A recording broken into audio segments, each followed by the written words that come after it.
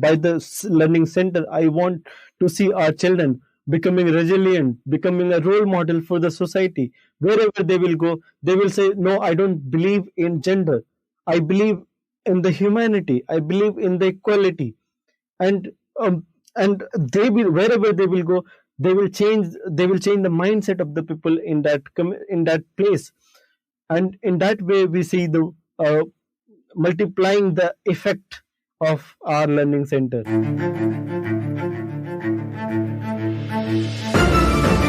Stick Your Neck Out, the weekly podcast of the Giraffe Heroes Foundation.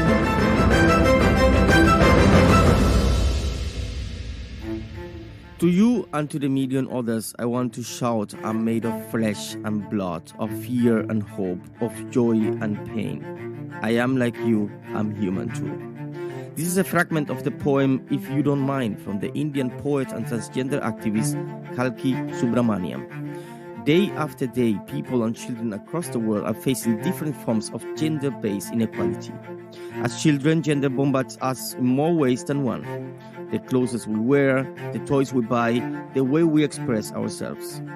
From the moment we are born, our gender identity is no secret. We are either a boy or a girl, we are pink or blue. Welcome to the podcast to restore your faith in humanity. It's me, Jean-Pierre Aguiar Durañona. Today I'm talking to a recent Kantari alumni, Nivas Kumar.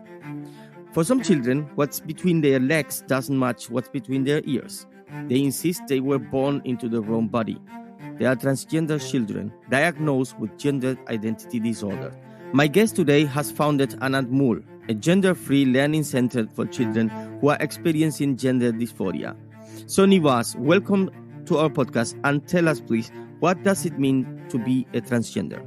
Okay, so first thing, transgender is a word is also problematic, because why you are calling to someone is a transgender. The gender which is every child has their own, every person, every human has one identity of gender.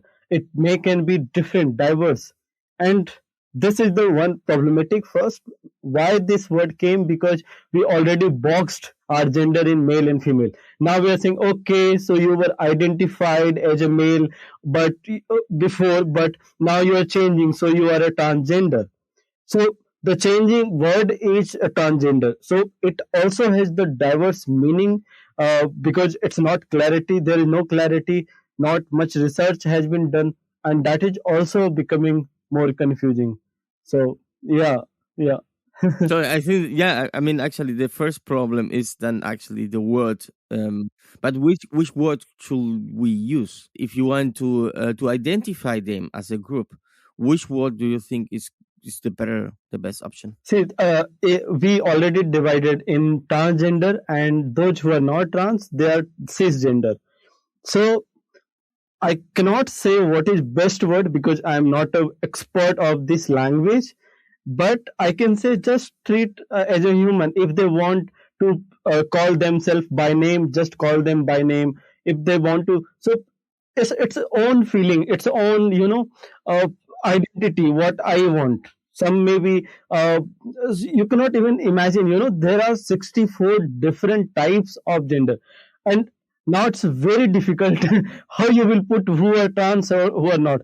So yes, so last month I was having a discussion with a trans woman, and she was interacting with a friend, and her friend said that, why do you call yourself a trans woman? Why not you call yourself like a woman? That's it. Woman, you are a woman. You did the transition, but you are a woman. Yeah, but some people is also political, For some people, it's also like for some transgender activists, it's really important to be called trans woman or trans man in order to not to be or not to get identified as the normal or the so-called normal. Yeah. Yes. But so for now, to understand this, it's okay to use transgender. You can use transgender. Many people using the queer group to group address the whole group, or some people say no, LGBTQIA+.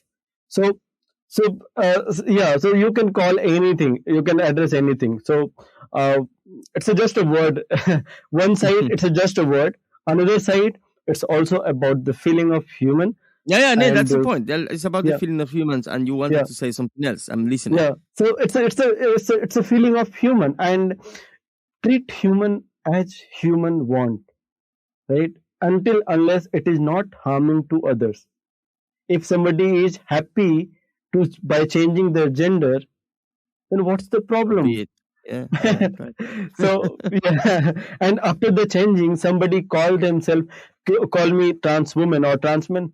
Fine, call them if they are happy. Yeah, that's really important. Yeah, but there are few political problems in this. If you are grouping someone, it means you are making them marginalized. So that problem I have, and I really wanted to be very careful to use these words. So instead of that, why not to call to everyone, even the male, female, to everyone gender diverse or diverse gender. So yeah, so this I really want to see. Uh, Instead of boxing cisgender, transgender, LGBT, so it's a problem. So, your project Anand Mole wants to focus on working with transgender children, or let's say diverse children. My question here is, before we just go deeper on the project and so on, at what age do young people, more precisely children, realize they are transgender? Okay, so there are many studies, and I have been gone through with so many case studies as well, and found that children knows from the age of 3 years what they are, but it become stronger, even stronger at the age of 8 to 12, when the puberty also started, and at that time they are not able to control themselves, and they start expressing by using the costume of mothers or father, trying to change the clothes. No, I want to fit in this. No, I'm not this, and this become at the age of 8. So this time really need children to uh, to get the emotional support from the family, from the peers, from the friends, from the college, from the school, teachers, everywhere. So, but this age, they lose these emotional connections from the people, and emotional development is the one of the most important component for the holistic development of the child. So, So yeah, that's quite an early stage yeah, to make yeah, such a big yeah, decision, don't you think? yeah. So, yeah, it's a big decision at the early age. But why this happen more strong? Because you are putting children into the box. If you're not putting the children into the box, and children are free to do whatever they want, to express themselves, and becoming diverse, then there is no need to worry for children to what is my identity and how people are calling me. I'm free whatever I want.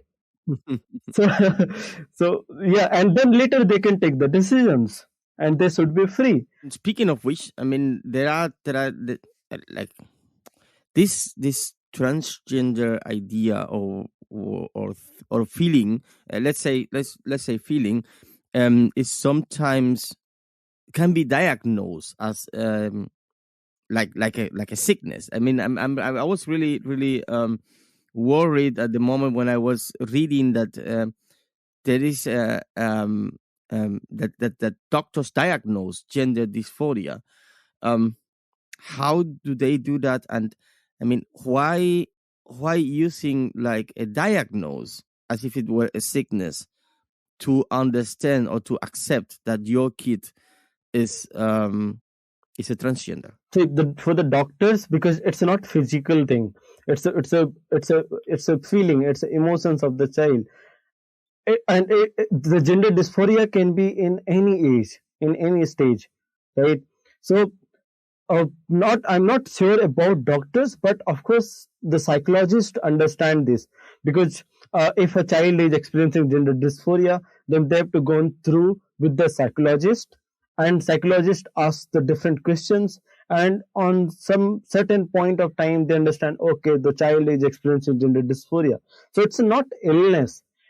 Instead of that, illness is something. So it's not illness. It's about feeling.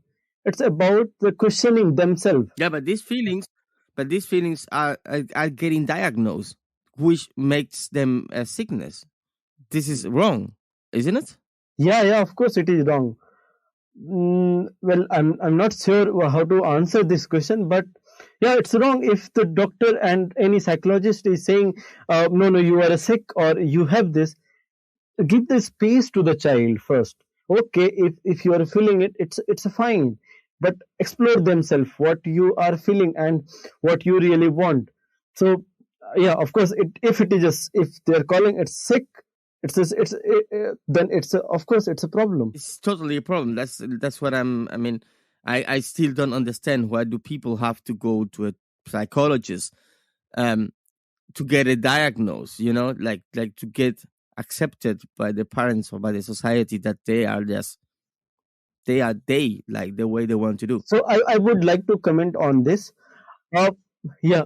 So what happened? Because I said earlier, if you are putting the child in the boxes, you are male and female, and then child start feeling, no, I am a cross, I want to change myself, whatever I have, and then suddenly if the feeling is not so strong but half of the strong or some strongness feeling is there, and their parents, if they accept them and child gone through with the transition, after the certain time of period they will feel, no, I whatever did, it was wrong.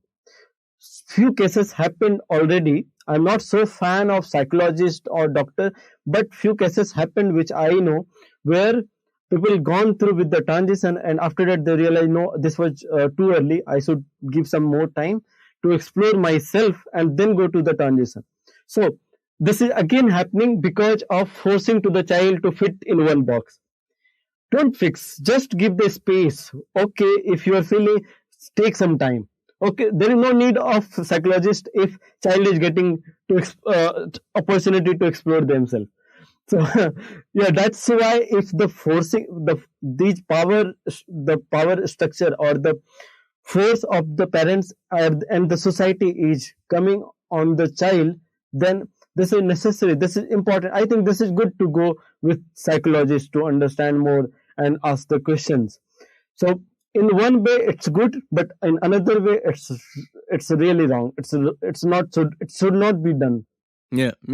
Speaking about the society, bullying of a transgender person is a widely prevalent phenomenon across the world. The lack of awareness about gender identity has led not only students but also teachers to be participants in bullying and harassment. I imagine in a conservative country like India, this phenomenon is not different, isn't it? Of course not. It took long time for people to understand little bit. Few people trying to understand. At least government is recognizing them by doing the survey. Okay, so there are few people who are experiencing something like this. They are gender diverse. Okay, let's give them opportunity for the job. So now from the last few years, it's changing, but culturally, the gender boxes is still there. It will take long time. It will take long journey to change the mindset of the people. If you will talk against of the any gender, any people, and especially in the context of gender, you will get bullied. I will get bullied. Because are you talking about transgender? Are you also a transgender? Are you a transgender? Yeah. And this question has came to me many times, and I have to answer this. And that is the biggest horrible thing I feel. And why this is happening, especially in India, because of the hierarchy between the male and female. And this hierarchy, the patriarchal hierarchy, is the biggest reason of ignoring to the gender diverse people. So let's give you an example. Like I born as a male, right? And I'm a male, but if I want to change myself and I want to become female, it means I am breaking the what do you call the gender stereotype? The breaking the stereotype. Like a male should be always strong. A male should be a male should be who can oppress the people, the oppress the women. Yeah. And if and if I am becoming a woman, it means what I am doing. What are you doing, man? So you have to become the woman, man, not woman. Why are you becoming woman? And if you are becoming woman, then go out of our community. So this kind of problem happens. So that's why in India it's very difficult to change the mindset. Yeah, but with your organization, Anadmul, you want to start a gender-free learning center and change these mindsets. Why is gender so important in the education of a child? That is the question I am asking. Why gender is so important to ask to the child to get the access of education. And this happened the very beginning when the child entered to the school. In India, especially, if you don't know, let me tell you, in India, most of the government high schools are separated for boys and girls. Separate schools. Boys schools, girls school. What does this mean? Even I have studied for 4 years in boys school. And now if we really want equality, we become adult and then we want equality. We want everybody should respect to each other. If we are not giving opportunity to interact with each other to child, how we can expect from the child to work together and respect to each other? It's difficult, man. It's a very difficult for the child even. Even it was difficult for me. I was not able to interact with even girls. No, of course not. Then you can't understand. Then you don't know them. So it's like It was like alien. The girls were like alien. That's pretty sad. So listening to that, I just really want to know that like to hear about your gender free school. So tell me about Anadmul. Yeah. So because of my experiences and because of understanding these problems of how gender diverse is working, I came up with some ideas which can not only break the stereotypes in the society, but also it can give an examples for children, for the parents, for the institutions to go into the beyond the gender. For if you really want holistic development of society, of the human being, of anything. And this idea, the idea of this learning center is basically how we can bring the all kind of children together without questioning them about their gender identity, but making them more diverse in the choices, in the activities, in the forming of groups, in the diverse experiences. And gender is one component in those diverse experiences. So in this school, in this learning center, what I'm doing, around 40 to 50% children will be who are already experiencing gender dysphoria or who are gender diverse, and around 40 to 50% will be from the local community. So these children will be also who have been dropped out from the school because of any kind of reason. We don't know who are experiencing gender dysphoria. It can be reason. So all children will come together. We will organize this learning center as an alternative way, where you don't have to worry about your gender. The dress code, we don't require the dress code in the school. It's a completely industrialized thinking. Why we need to put the dress code to the child? And that stop to the child to take any adventurous step, especially for the girls. If you see the falling skirt in India, it's horrible. The girls cannot climb the tree. Cannot. No. Why? Why we need this? Well, we have the same problem in Cuba. In Cuba, we also have these uniforms. Like for boys, it's like we have these small shorts. It's a practical pant. And you can go and climb trees and do whatever you want. And the girls, they have these rocks, so they cannot really really move. They have to sit, like really calm and sit and play with dolls and like what the hell?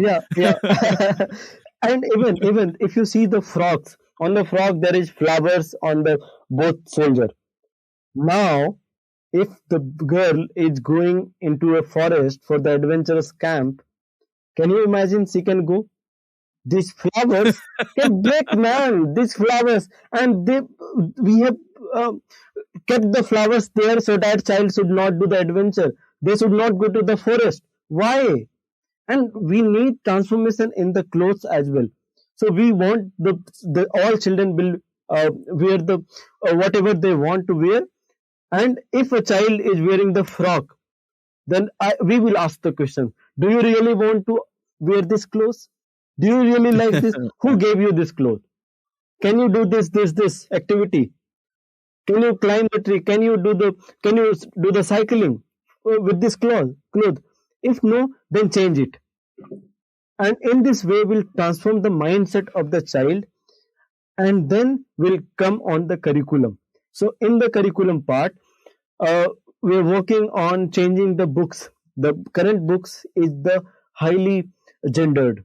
It's divided only male and female. And what I'm doing right now to in the books, trying to change the language, the pictures which they have added already, which is gendered, to change the pictures, language, and add some stories of gender diverse people, so that children can get the idea of, okay, this is also possible. There are many people who are like this, and they are really doing good job. Yeah, I can imagine. Because I know in my childhood, when my mother introduced them, my mother said that they're the bad people. They are just to beg the money. They wear this costume, the female costume. Oh. So, and that time I was 7 years old only. Can you imagine how we can prejudice against transgender people? Yeah, I wanted to talk about that. Let us explain to the listeners. When you were little, about 7 years old, you saw a transgender person for the very first time. Yeah. Yeah. What happened that day? So I was traveling with my parents in a train. We were going in another city, and we were in the train, and one person was coming towards us. And she was wearing nice yellow-green sari, and she was having a side purse, but she was begging for money. But her voice was like a man's. I was so curious how her voice can be like a man's, so hard voice. And then when I looked at her face, the face was also like a man. Completely like it was like a man. So I was so shocked and curious also. Then my mother just closed my eyes, and she said, "Don't look at them. They are bad people. They just they're not even women. They are men. They just wear the sari to beg the money." And and from that onwards, I became prejudiced against gender diverse people. And later again, I was traveling in another train, and after 15 years, I was traveling. That time I was 22 years old. I was traveling in another train. I was going for my academic research, and that time I saw another trans woman, and this time she was wearing black jeans, t-shirt, and she was begging for money. I was still curious to know, and that's why I stopped her and said, "Why you are begging money? Why don't you do some job?" And then she suddenly looked at my face, and she said, "Okay, so who will give me job? Will you give me?" I was very nervous that time because I was just a student. I said, no, how I can give you? I'm just a student. I'm going for a research. And then she said something which changed my mindset, which opened my mind to think about it. She said, "Why don't you do some research on me? Why God made me like this? And if God made me like this, then why people not accept me as I am?" And this was really valid question. And from that time, I started reading about what is gender diversity, what is the problem, and then found it in India. Especially I found the article mostly about India, and found in the gender disparity, the transgender people are most marginalized community. And the population is huge. It's around 40 lakhs, the 4 million population. And they don't have any recognition. So, and then I started creating the exhibitions in my college to make people understand. And that time I was also volunteering with few organizations like Periphery to provide job opportunity. And that time I also got opportunity to meet more trans people and talk with them. And their stories was amazing. Their stories was what the problem they have faced. We cannot even think about it. They lose their emotional support, they lose their society, they lose their identity. They lose everything. Yeah, then what is the why they are living? If I will lose these things, I'm not sure if I will be able to live more time. I will do suicide maybe. And from that time and that journey, I came across with another case study that triggered me to do something for children, and that was the Gulshan. There was a trans girl. Her name was Gulshan from Delhi. So she was in class 9 when her peers locked her in the toilet, and they locked her in the toilet to check their private part whether she is a girl or boy. Oh, that's disgusting. Yeah, can you imagine? And after that, she never used the toilet of school. Of course Never not. ever. And how the child will do the study in the school if they will be harassed in that way? And that made me to think what happened to those children, from what age they start experiencing and what age they start expressing themselves, and what kind of challenges facing. And then I also remember my school, how it was gendered, highly gendered. Everything was divided for boys and girls. The stupid thing, the uniform, the activities, even the sitting arrangements were divided, even in the same classroom. After the 4 5 years, we haven't talked even one time with some girl. So this kind of horrible situation was there. Then question was, those children who are experiencing gender dysphoria or those who are gender diverse, where they will sit in between? Where they will sit? Either boys side or girl side. And this happened with Gulshan. Gulshan was born as a boy, and that's why she has to go in boys' school. And in the boys' school, she was harassed.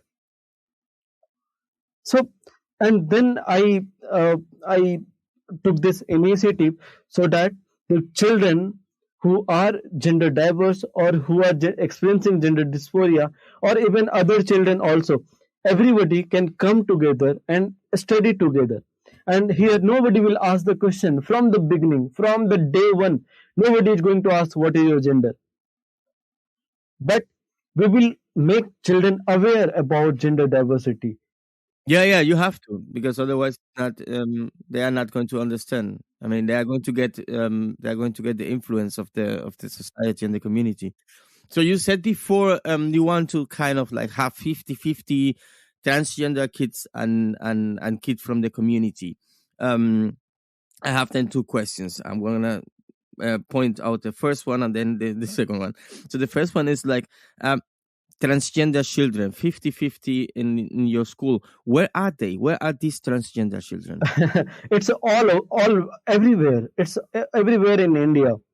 So we don't know. We don't have any data. But there are few data like the census report of 2011 saying that the transgender children are around 56,000 in India, and the age of those children are 0 to 6 years. Now, the term, the transgender they have used, that was wrong. Those children are intersex children, not transgender children. Okay. Now, those children also need support. Those children also need this kind of school where nobody asking them what is your gender. So that is the one data. Another, there are another data, or not so much data is there. But I know some organizations like Queer Kanpur is there. They get the calls from the children with the age of 8 to 12 years.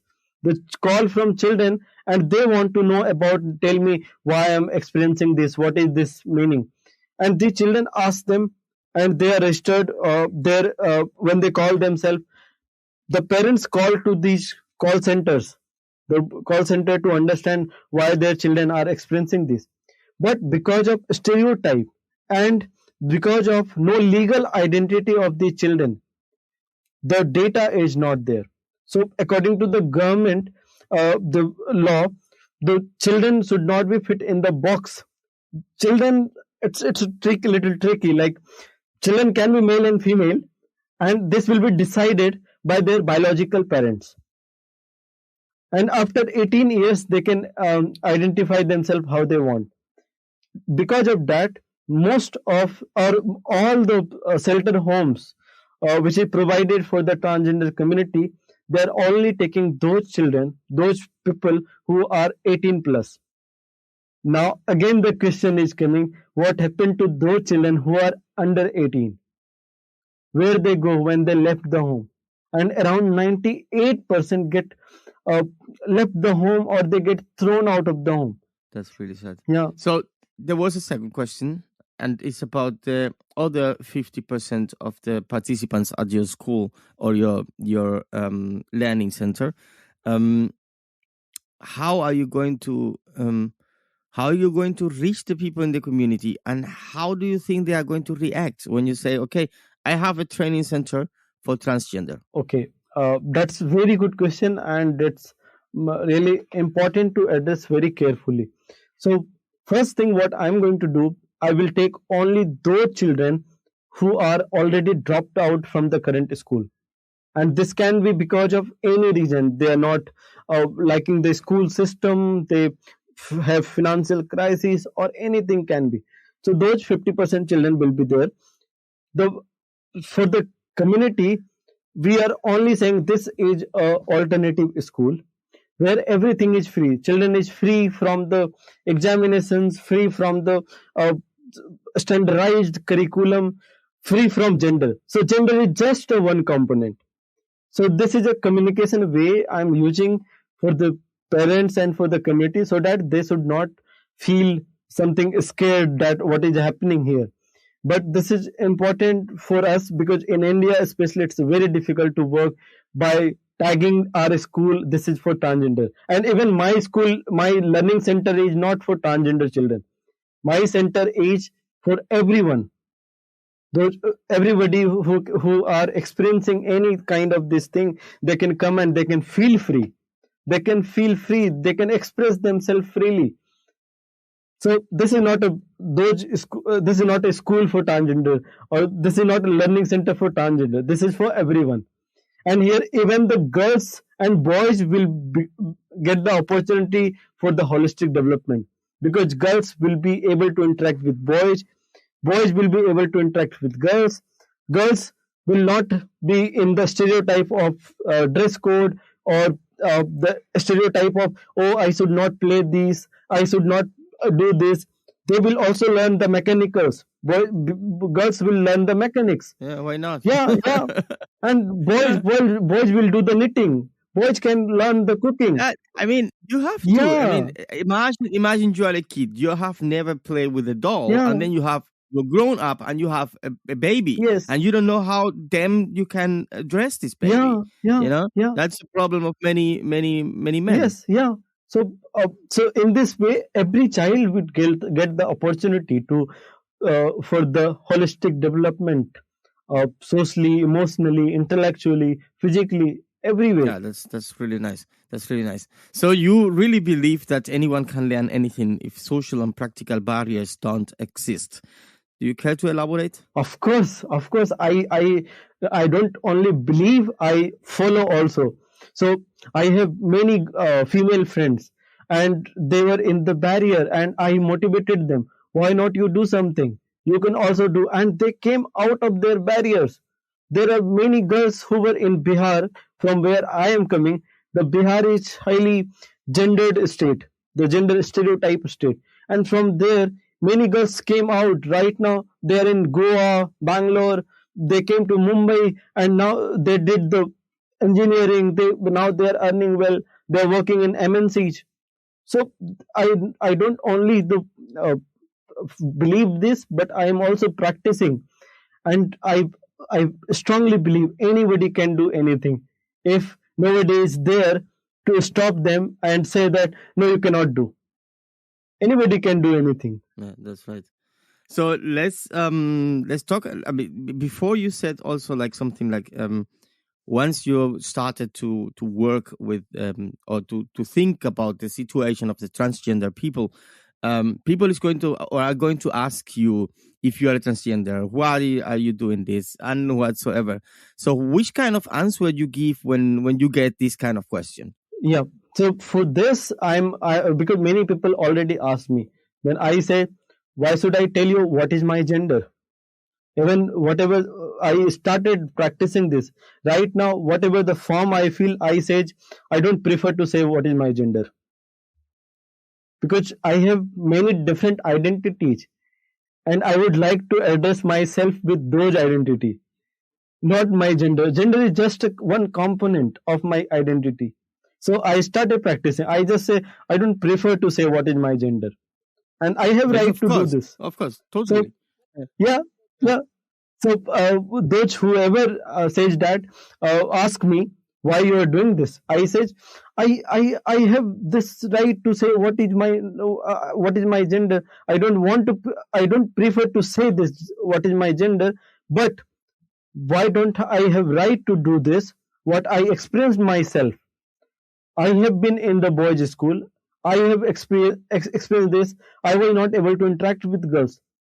Why children should not get the opportunity to do this? That's right. And I was so much interested from the childhood in the school, in the education system, and because of that, after the 10th grade, I was not going to the school. I dropped out from the school, and even the graduation I did from the Open University, because the conventional system of education I was not liking from the childhood.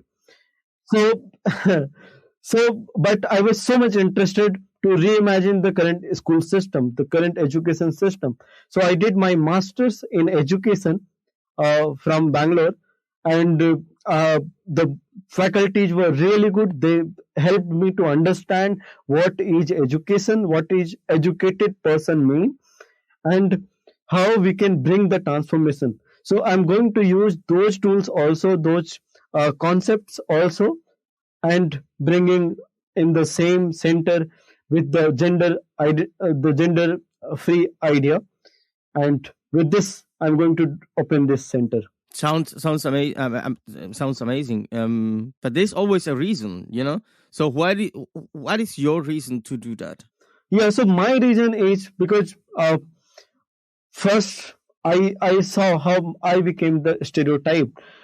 Because of my mother, how explained me, and this I'm sure this happened with all the children who ask to their parents, they answer in this way, something wrong answer.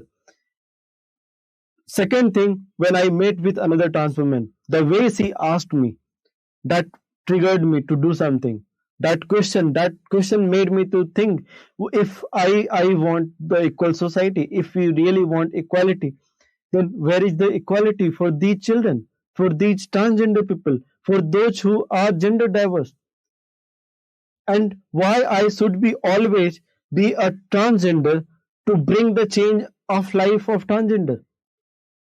I can be also a person who have felt this, and I can also do this. Yeah, and I'm pretty sure you will.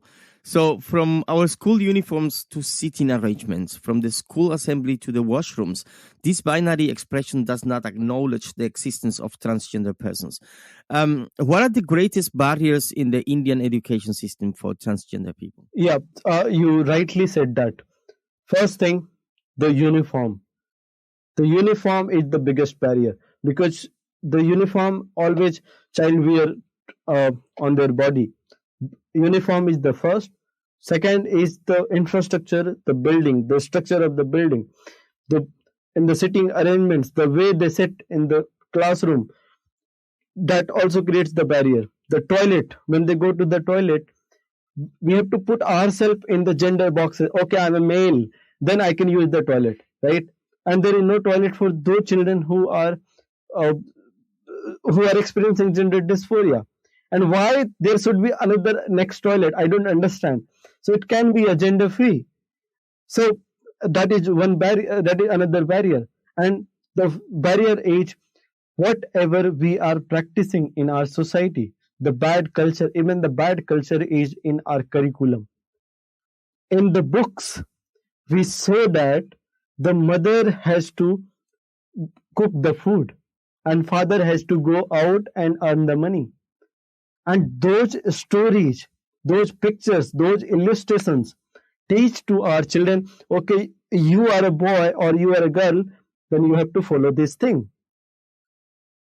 So that is the biggest barrier also.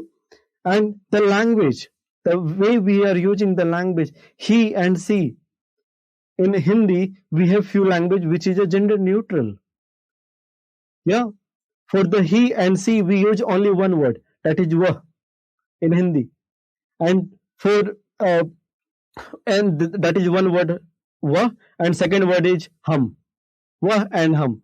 So in English, hum means we, but in Hindi, hum means I or we, both. So so these are beautiful words which can be used. And why to always call to the child, okay, you are a pretty girl, you are a smart boy. Stop doing these things.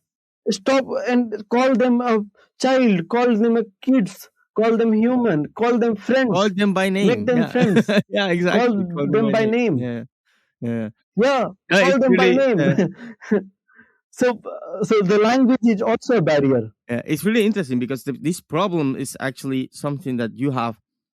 Like, I come from Cuba, and there's also like for the Cubans, it's like this. We are like really gendered society. Okay, so male and female, we are open and so on, and there's not big differences, like official big differences, but there's always something there.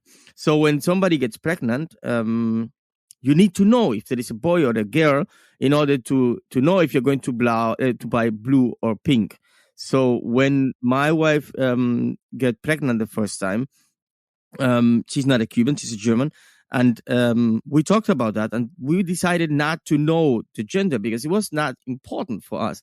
For us, it was important to have a baby, It doesn't matter if it's a girl or a boy, and I don't need to buy everything in blue or pink. Yes. So it was really hassle in my family because nobody could understand why the hell I don't want to know. I was like, because I don't really care.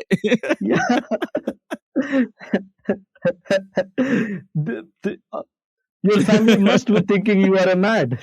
You're a private. I'm guessing that's the situation we are addressing here. It's like, why is that really important if you just be a person? It's like beautiful to accept that. Yeah, you are doing a great job because you are setting an example that is another way of bringing the change, bringing the change of the transformation of the mindset of the people. Same thing I'm also trying to do by the learning center. I want to see our children becoming resilient, becoming a role model for the society. Wherever they will go, they will say, no, I don't believe in gender.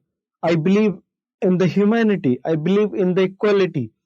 And they will, wherever they will go, they will change the mindset of the people in that place. And in that way, we see the multiplying the effect of our learning center. Mm-hmm. Yeah, so with Anmol, your project, you will have the chance to advise and educate the society about the LGBTQ, or let's say about the people community.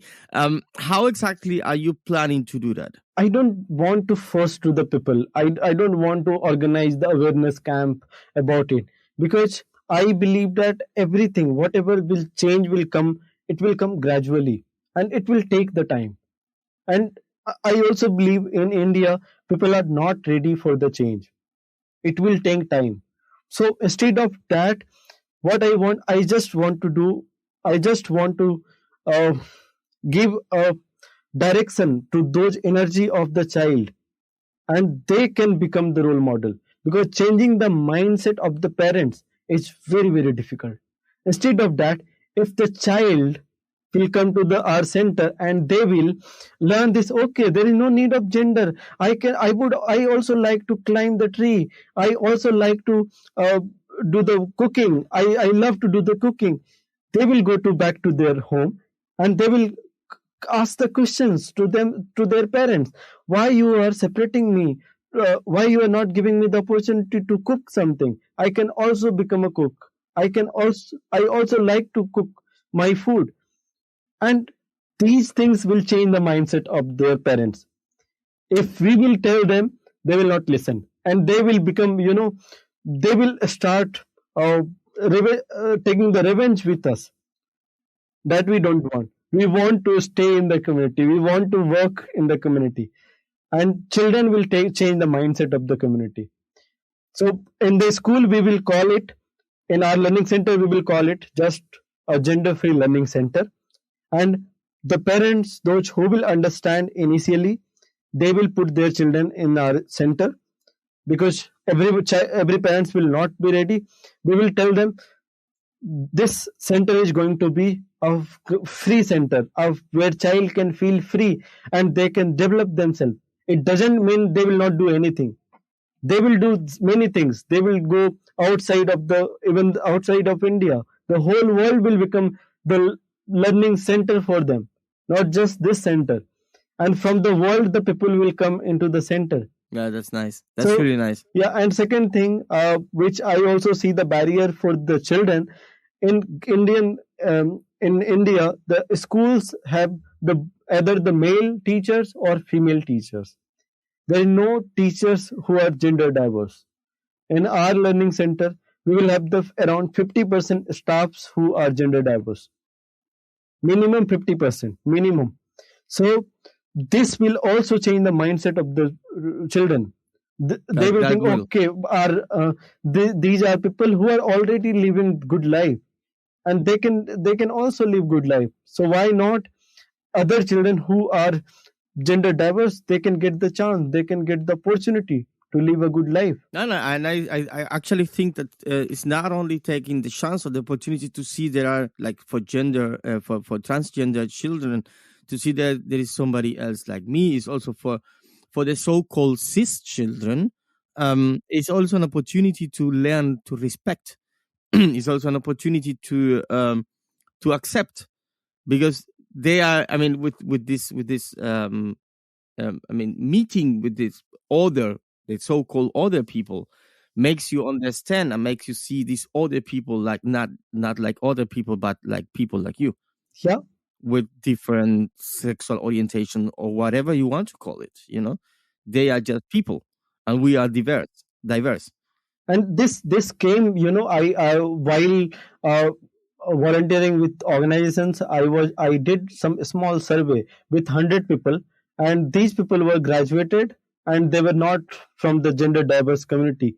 They were cisgender, and I asked them, did you met with transgender people in your life? And everybody said yes, but 93% said that out of 100, 93% said that I don't know who are they, from where they comes. 93%. But the good part was 83% said that if I will know who are they, then might be I will make them friend. And that's good sign. And these people were young, very young people. And even I was stereotyped also. But when I read more about them, I read the stories, I watched the videos, and then I found they are also similar to us. They are not alien. Let's talk to them. Let's make them friends. Let's have the food with them. I mean, I was also really, really biased until I came to Germany and started working in a radio station where I think 50% or maybe more were queer. So I just ended up in the community, kind of like working for the community, working with the community, and it changed a lot of my mind also, like the way I approach the topic, the way I'm more conscious also on which words I'm using, on with whom I'm speaking how, because it's really important, because that's the only way you have to show respect, to show acceptance. And Yes. me being a black guy in a white country, or in a mostly white country, I will also want to be accepted and respected. Yes. And it doesn't have to do with a the gender or with anything. It has to do with you as a person. Yes, yeah, of course.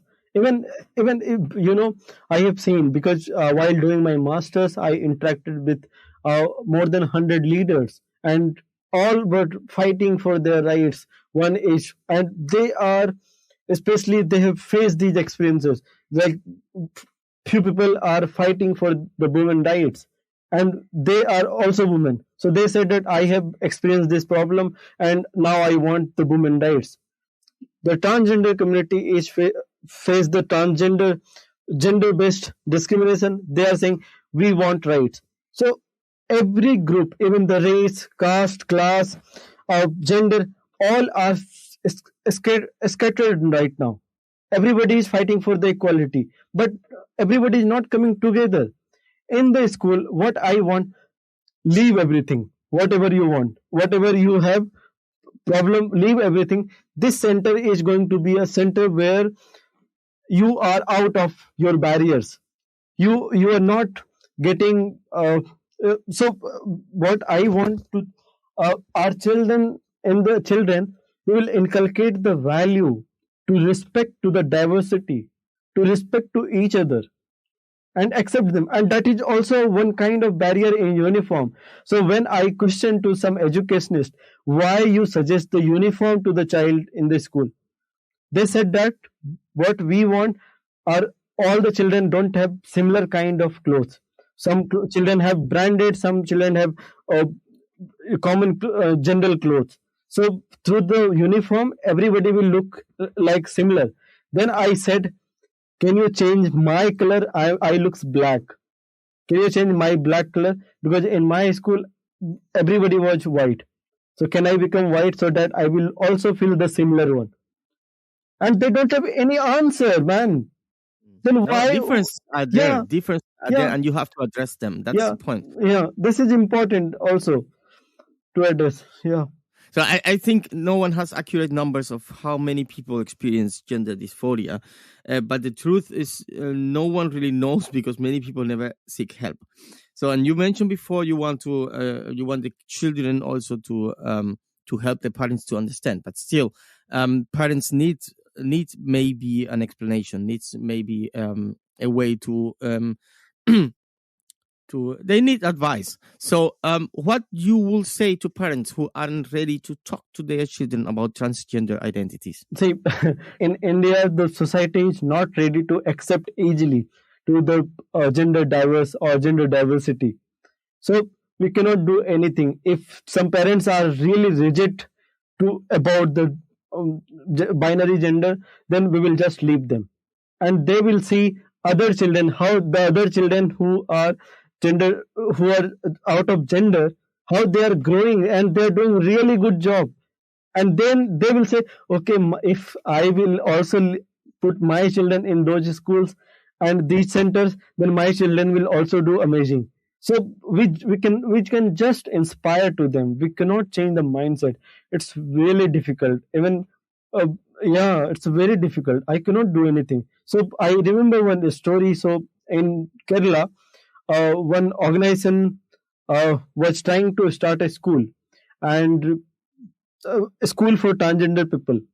And the moment they said that this school will be for the transgender people, nobody was ready to give the land to them. Not even land, they were not ready to sell the land to that organization.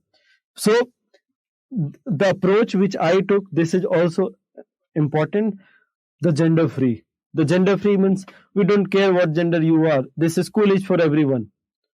So in that way, we cannot do anything. We can't do anything for those people who are rigid, who are highly stereotyped, who are only thinking about binary gender, and who are not ready to change themselves.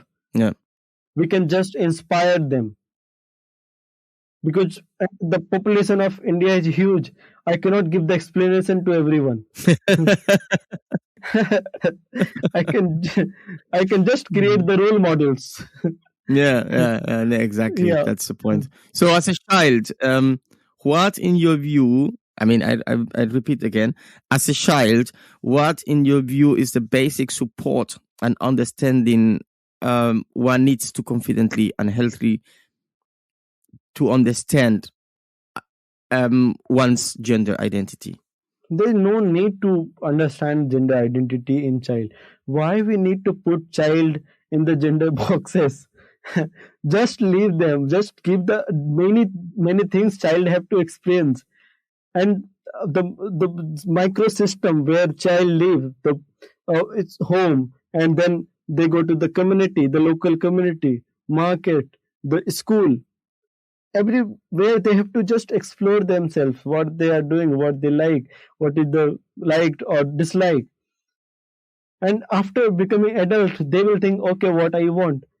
Why to put the child in the gender boxes? That's actually the big question. Thank you, Nivas, for your time. Thank you for your work, and I wish you all the best. And I hope you really manage to find plenty of people who support you, plenty of students, or not students, but people, children who come to your center to get and to learn more about living in a world without gender. Thank you so much for giving me this opportunity to talk with you, and it was great rocking you and great to know about your story and about your child. I'm so happy, and I would love to see your child once, to talk with your child. You will. We're going to come to India. I mean, we wanted to be there this year, but it was not possible because of the corona. But I will travel with the whole family there, and we are going to meet. Definitely, I'm going to visit your school. Yeah, looking forward. Thank you so much. Like all young people in care, transgender youth are entitled to bias-free attention to their unique needs and to be safe in their placements and services. They should be supported in their gender identity and never required to conform to traditional conceptions of gender in order to receive appropriate care. And there we are at the end of the podcast to restore your faith in humanity. You'll find the stories of people sticking their necks out every Tuesday on Spotify, iTunes, our homepage, and every other place where you get your podcast. And if you subscribe, you don't have to look out for us. We'll be coming to you. Dear listeners, if there is a friend, a family member, an organization, or someone you know who is doing a great work in the community, someone sticking their neck out, just nominate them as a Giraffe Hero or tell us about them.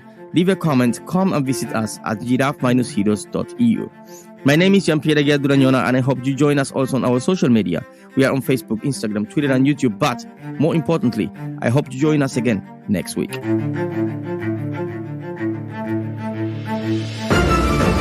Stick Your Neck Out, the weekly podcast of the Giraffe Heroes Foundation.